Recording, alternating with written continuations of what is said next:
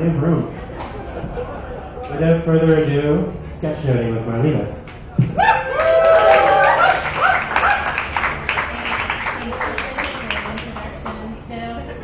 This talk is actually about sketchnoting, drawing, and you. And we have crayons on the table in front of you, and I would like to encourage people to try a little bit of drawing along. Why do I do this? Why am I up here talking about this? So I'm a developer, I go to a lot of tech conferences, and this is one way that I found helped me with listening in these conferences, helped me with remembering the things that I was hearing. And I don't know about you, but I go to all these tech conferences, and it's not that I'm all that shy. I mean, I can stand up here and give a talk, but you know that feeling when you go to conferences and you might feel a little bit disconnected. So kind of gave me something to do and a little bit of focus. So I'm going to show you a couple of my sketch notes. This one's from NodeConf. NodeConf. And so there are different ways and different types of so this is a straight up talk. Somebody is standing up there and talking like I'm doing right now, and I was just sitting there taking notes. But it could be that you go to an unconference. This is from 8 p.m. And this wasn't actually a talk. I was sitting in a discussion. It was about the Riot Girl movement. Many of you are familiar with that. I'm going to take a break from my talk because there's a truth I'd like to point out in this sketch. That if you haven't decided who your community is for, it's for the abusers. And I'm pretty happy that Waffle.js has made the decision that it isn't with their code of conduct, and that's pretty cool.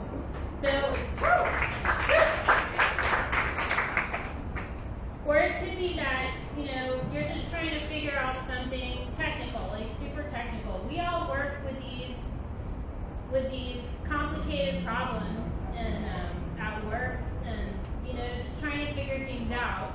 This is when I'm trying to figure out a concept in the ClojureScript framework, which is for working with React, called cursors, and it was not a simple thing for me to grasp. I don't think this is a simple concept at all. So I just sat and I did some drawing, tried to figure out what's going on. And so drawing and sketching can actually be pretty useful for this. So one thing that I want to get started on with our drawing is shapes. So a big part of drawing, I think most people in here, in fact I think everyone, I think you already have everything you need to do this for yourself. You know how to draw a triangle, a circle, a square, and a line, right? So let's think about this. I just showed you some sketches. Look at this one. And I know that there's some fancy stuff happening here, that's pretty fancy, right? But look at this. What's this here? Huh? That is a rectangle, isn't it? And then what's this? This is 2 triangles. And then you have your 2 little lines here. Another little triangle. And you have a cat. This is just a bunch of little squares. So you can use these simple shapes to sort of try and think about drawing things in different ways. So here's our first drawing opportunity in here. Let's draw a waffle together. So if you have the crayons in front of you, let's give this a try. So I'm going to make mine yellow. Maybe someone else would prefer a purple waffle or something. But how did you know? Yeah. So we draw our little lines. These are just lines. Drawing the other way. We start to see a waffle. Yeah. Maybe we want to put a little bit of syrup on our waffle.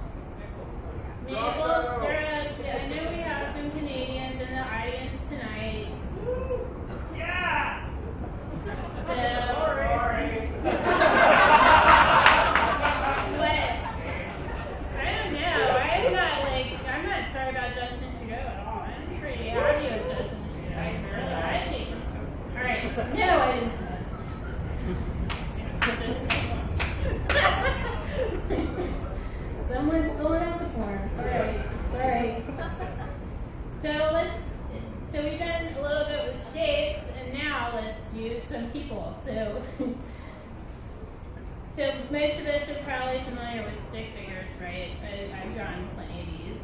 Then there's another way you can draw people with, like, if you wanted to do maybe some shoulders and a little head, or maybe like you could draw two. And I like working with different colors so you get different skin tones. So this is pretty cool. And then there's even another way you can draw people. I like this other way too. It's called star people. Like if you have a star, let's see here, because this is our star. So we can start to think about like how we, this is arm, leg, another arm. Whoopsie. And put a little head on our person. Let's make him a gray one. There we go. And that's our star person. Woo. So here's another drawing opportunity for everyone with their crayons. This is the Waffle Beauty Salon. So here's our shoulder, and then we're going to draw a little head. See right here, here's our head. So we're in San Francisco, and we want to put some hair on our person, and I like purple, so I'm going to do purple. In fact, maybe this person even has a little bit of pink. You know, and then you can start to accessorize, like what if they have some super cool, like you pull earring or something.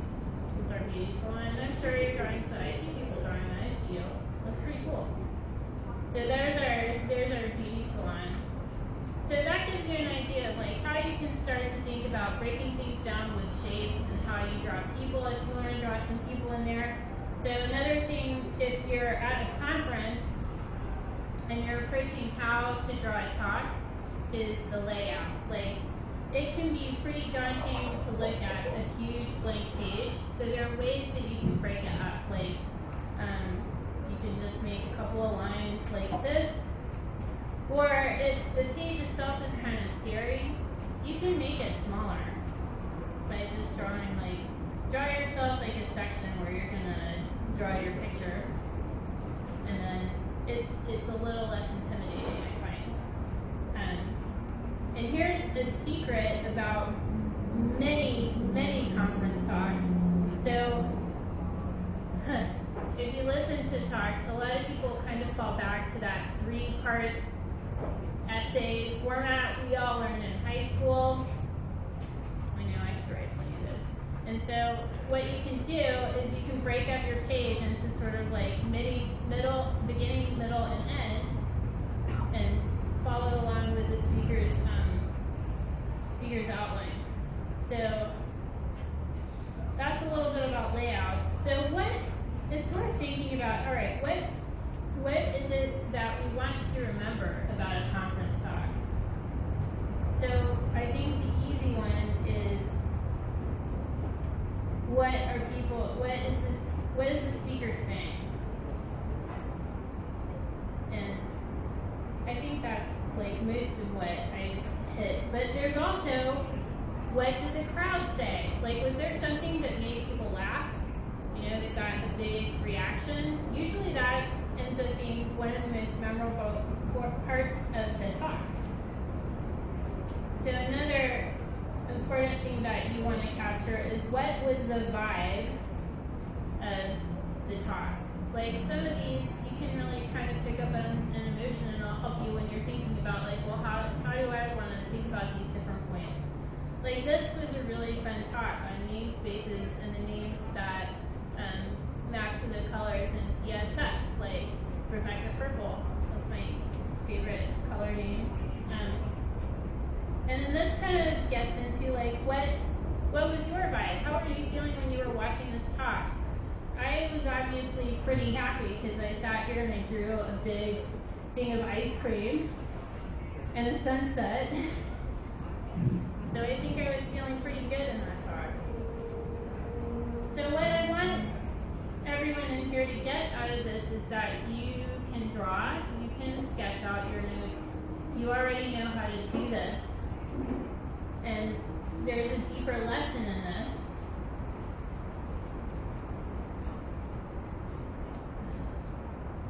And it's that you are enough today. You are enough. You don't need anything more. You don't need to go out and pay lots of money for classes on how to do this, or like spend hours and hours practicing before you try it. You don't even have to show anyone else what you're doing. You know, like, I think it's pretty important. So, thank you very much, and I hope you all.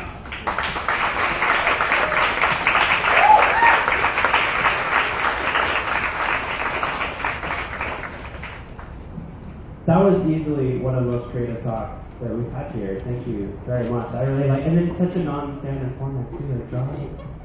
I liked it. You really, I mean, seriously, I don't know about the rest of you. I find myself quite drawn to the idea of sketchnoting at this point. I actually drew, so I drew a purple waffle and some shapes.